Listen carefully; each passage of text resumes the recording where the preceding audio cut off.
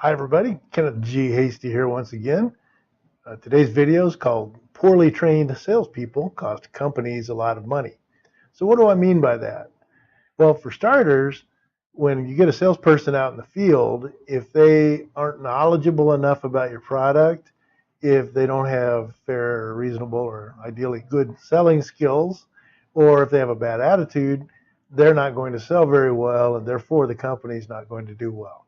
So if you're the salesperson and you're watching this video, I would suggest that you stay on top of your training and look at it like, you know, Tiger Woods has a trainer, et cetera, right? So you want to, even if it's watching videos, you're off to a good start watching these and, reading books, listening to podcasts, et cetera.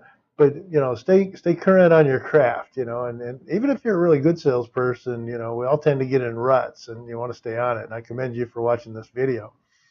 If you're the boss and you're watching this video, then I want you to seriously consider how well trained are your salespeople.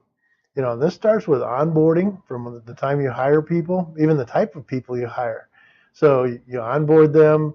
Usually you're going to give them a little training in the office, and then so they learn the technical aspects of the company, perhaps meet the people and know how to move things through the office environment, etc. And then they're out on the street. So how long since you've trained anybody? How long since you've had a good sales meeting that included sales training? Consider that. Perhaps 2018 would be the right year. There's a lot of great sales trainers out there. I'm pretty good myself if you want some help. But consider having somebody come in and a professional from the outside to come in. Even in the Bible, Jesus said you're not a prophet in your hometown, right? So if you're the one that's teaching your salespeople how to sell, you might want to consider bringing somebody else in that they'll listen to. Not to say that you're not good, just to say that they're going to be more receptive listening to a professional from the outside. So basically what happens if you have poorly trained salespeople, you're losing opportunity. There's a lot of money in lost opportunity costs. So things that would have been sales, areas that they could have beat out the competitor, things you'll never even know about, they've lost already. And this is true for everybody in the company, not just the person who has the title sales.